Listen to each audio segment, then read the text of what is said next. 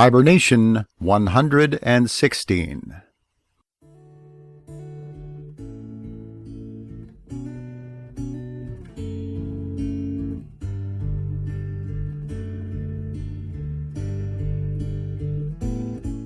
Grizzly's Growls presents Stories from the Hiber-Nation. Read by David Grizzly Smith.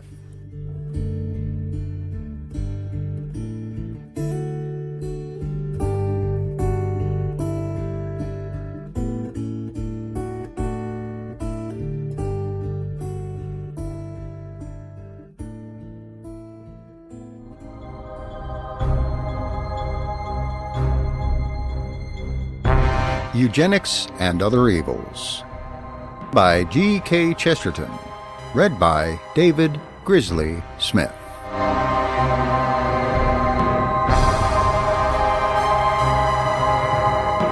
Part 2. The Real Aim. Chapter 6. The Eclipse of Liberty. If such a thing as the eugenic sociology had been suggested in the period from Fox to Gladstone, it would have been far more fiercely repudiated by the reformers than by the conservatives. If Tories had regarded it as an insult to marriage, radicals would have far more resolutely regarded it as an insult to citizenship. But, in the interval, we have suffered from a process resembling a sort of mystical parricide, such as is told of so many gods and is true of so many great ideas. Liberty has produced skepticism, and skepticism has destroyed liberty. The lovers of liberty thought they were leaving it unlimited, when they were only leaving it undefined. They thought they were only leaving it undefined when they were really leaving it undefended. Men merely finding themselves free found themselves free to dispute the value of freedom. But the important point to seize about this reactionary skepticism is that as it is bound to be unlimited in theory, so it is bound to be unlimited in practice. In other words, the modern mind is set in an attitude which would enable it to advance not only towards eugenic legislation, but towards any conceivable or inconceivable extravagances of eugenics. Those who reply to any plea for freedom invariably fall into a certain trap. I have debated with numberless different people on these matters, and I confess I find it amusing to see them tumbling into it one after another. I remember discussing it before a club of very active and intelligent suffragists, and I cast it here for convenience in the form which it there assumed. Suppose, for the sake of argument, that I say that to take away a poor man's pot of beer is to take away a poor man's personal liberty. It is very vital to note what is the usual or almost universal reply. People hardly ever do reply, for some reason or other, by saying that a man's liberty consists of such and such things, but that beer is an exception that cannot be classed among them, for such and such reasons. What they almost invariably do say is something like this: after all, what is liberty? Man must live as a member of a society, and must obey those laws to which, etc., etc. In other words, they collapse into a complete confession that they are attacking all liberty and any liberty, that they do deny the very existence or the very possibility of liberty. In the very form of the answer, they admit the full scope of the accusation against them.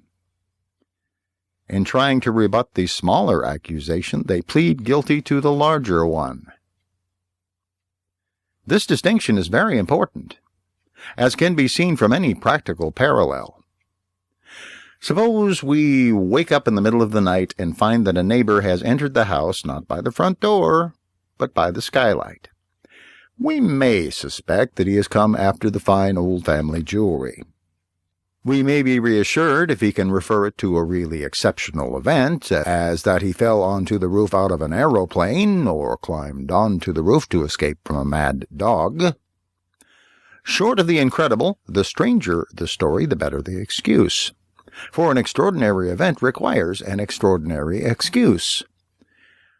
But we shall hardly be reassured if he merely gazes at us in a dreamy and wistful fashion and says, after all, what is property? Why should material objects be thus artificially attached, etc., etc.? We should merely realize that his attitude allows of his taking the jewelry and everything else. Or, if the neighbor approaches us carrying a large knife dripping with blood, we may be convinced by his story that he killed another neighbor in self-defense, that the quiet gentleman next door was really a homicidal maniac. We shall know that homicidal mania is exceptional, and that we ourselves are so happy as not to suffer from it, and being free from the disease may be free from the danger. But it will not soothe us for the man with the gory knife to say softly and pensively, after all, what is human life? Why should we cling to it? Brief at the best, sad at the brightest. It is itself but a disease from which, etc., etc. We shall perceive that the skeptic is in a mood not only to murder us, but to massacre everybody in the street. Exactly the same effect which would be produced by the questions of what is property and what is life is produced by the question of what is liberty. It leaves the questioner free to disregard any liberty, or in other words, to take any liberties. The very thing he says is an anticipatory excuse for anything he may choose to do. If he gags a man to prevent him from indulging in profane swearing, or locks him in the coal cellar to guard against his going on the spree, he can still be satisfied with saying, after all, what is liberty? Man is a member of, etc., etc. That is the problem. And that is why there is now no protection against eugenic or any other experiments. If the men who took away beer as an unlawful pleasure had paused for a moment to define the lawful pleasures, there might be a different situation. If the men who had denied one liberty had taken the opportunity to affirm other liberties, there might be some defense for them. But it never occurs to them to admit any liberties at all. It never so much as crosses their minds. Hence the excuse for the last oppression will always serve as well for the next oppression, and to that tyranny there can be no end. Hence the tyranny has taken but a single stride to reach the secret and sacred places of personal freedom where no sane man ever dreamed of seeing it, and especially the sanctuary of sex. It is as easy to take away a man's wife or baby as to take away his beer when you can say, what is liberty? Just as it is as easy to cut off his head as cut off his hair if you are free to say, what is life? There is no rational philosophy of human rights generally disseminated among the populace to which we can appeal in defense even of the most intimate or individual things that anybody can imagine. For so far as there was a vague principle in these things, the principle has been wholly changed. It used to be said that a man could have liberty so long as it did not interfere with the liberty of others. This did afford some rough justification for the ordinary legal view of the man with the pot of beer. For instance, it was logical to allow some degree of distinction between beer and tea, on the ground that a man may be moved by excess of beer to throw the pot at somebody's head. And it may be said that the spinster is seldom moved by excess of tea to throw the teapot at anybody's head. But the whole ground of argument is now changed. For people do not consider what the drunkard does to others by throwing the pot, but what he does to himself by drinking the beer. The argument is based on health. And it is said that the government must safeguard the health of the community. And the moment that is said, there ceases to be the shadow of a difference between beer and tea.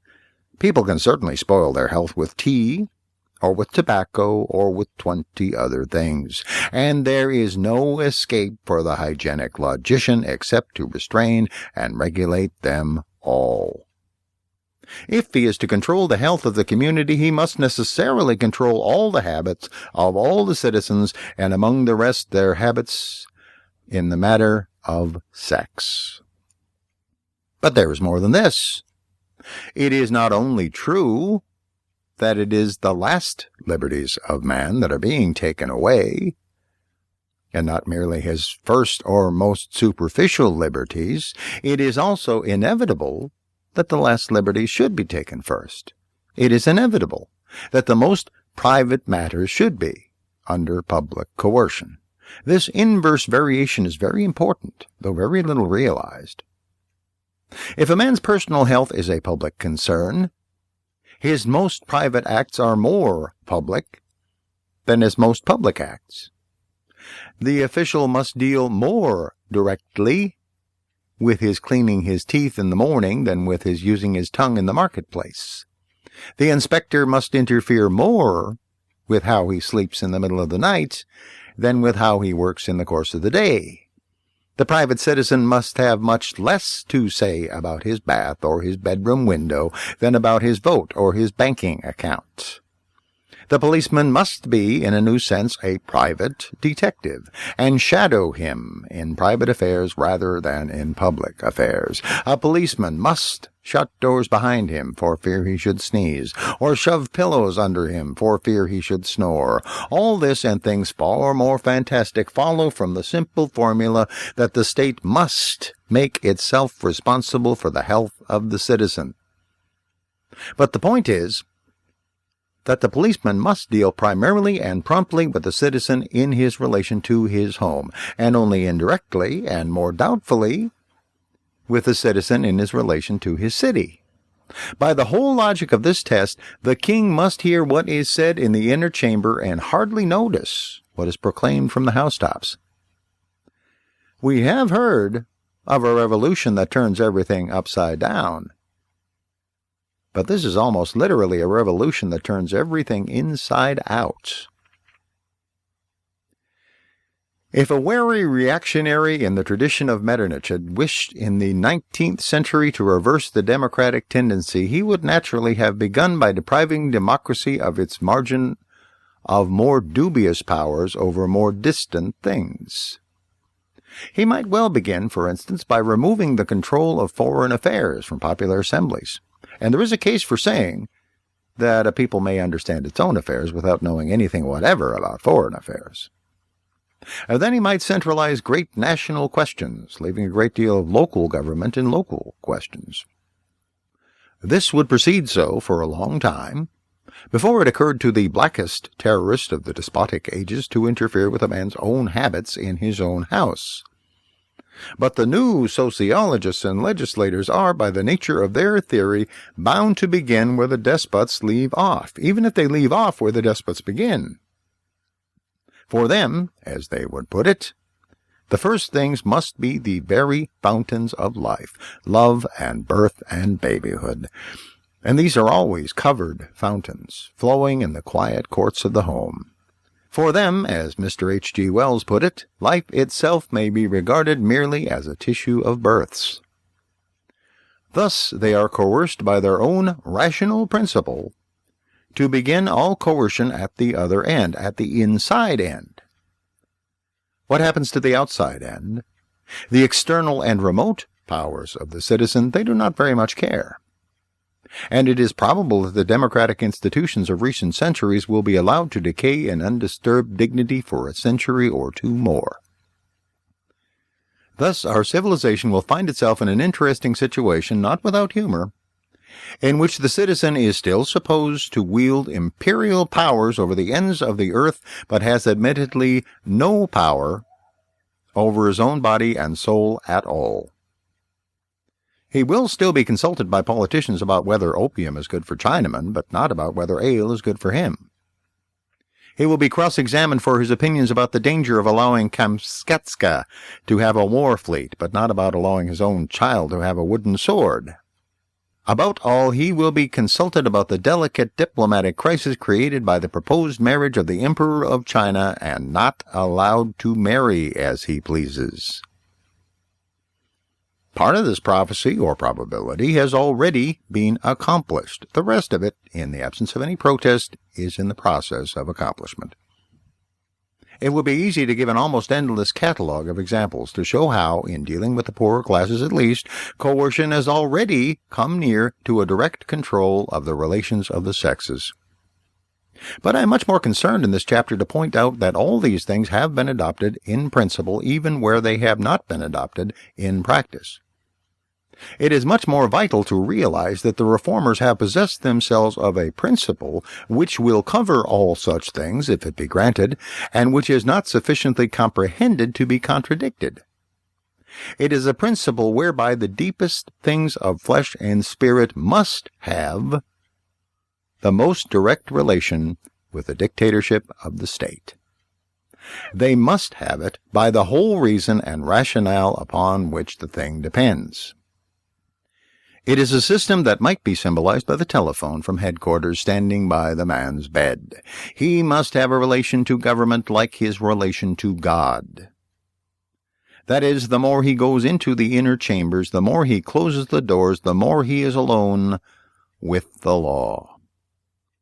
The social machinery which makes such a state uniform and submissive will be worked outwards from the household as from a handle, or a single mechanical knob or button, in a horrible sense, loaded with fear and shame and every detail of dishonor. It will be true to say that charity begins at home. Charity will begin at home in the sense that all home children will be like charity children. Philanthropy will begin at home, for all householders will be like paupers. Police administration will begin at home, for all citizens will be like convicts. And when health and the humors of daily life have passed into the domain of this social discipline, when it is admitted that the community must primarily control the primary habits, when all law begins, so to speak, next to the skin or nearest the vitals, then indeed it will appear absurd that marriage and maternity should not be similarly ordered. Then indeed it will seem to be illogical, and it will be illogical, that love should be free when life has lost its freedom. So passed, to all appearance, from the minds of men the strange dream and fantasy called freedom. Whatever be the future of these evolutionary experiments and their effect on civilization, there is one land at least that has something to mourn. For us in England, something will have perished, which our fathers have valued all the more because they hardly troubled to name it. And whatever be the stars of a more universal destiny, the great star of our night has set. The English had missed many other things that men of the same origins had achieved or attained. Not to them was given, like the French, to establish eternal communes and clear codes of equality. Not to them, like the South Germans, to keep the popular culture of their songs. Not to them, like the Irish, was it given to die daily for a great religion. But a spirit had been with them from the first, which fenced with 100 quaint customs and legal fictions the way of a man who wished to walk nameless and alone. It was not for nothing that they forgot all their laws to remember the name of an outlaw, and filled the green heart of England with the figure of Robin Hood.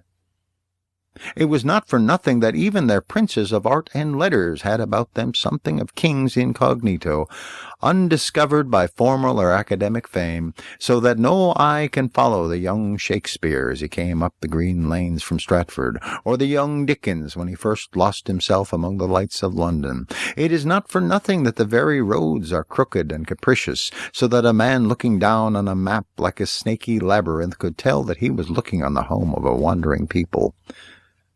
A spirit at once wild and familiar rested upon its woodlands like a wind at rest.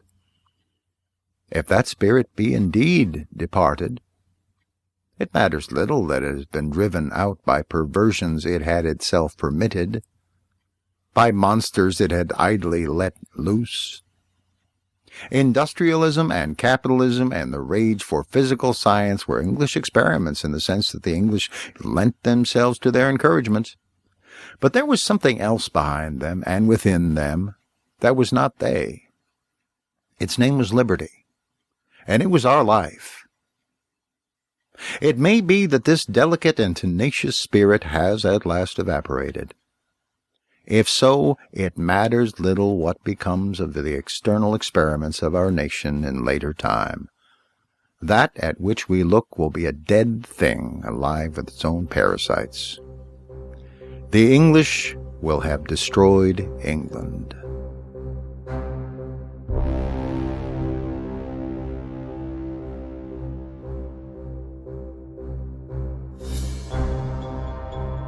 Thank you for listening to Eugenics and Other Evils by G.K. Chesterton, read by me, David Grizzly Smith.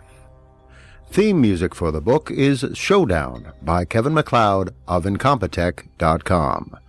This book is released under a Creative Commons Attribution, Non-Commercial, No Derivatives 3.0 license. That means please make copies, please share this book, but don't change it, don't sell it, and do tell people where you got it. If you like this book, leave a comment and a rating on podiobooks.com, or comment on grizzliesgrowls.com, or anywhere else you can. Blog about it, podcast about it, tweet about it, tell everyone. Thank you.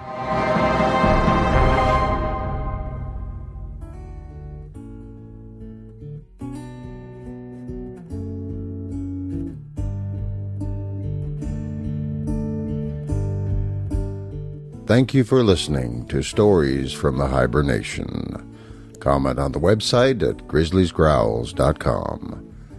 This program is offered under a Creative Commons Attribution, Non-Commercial, No Derivatives license.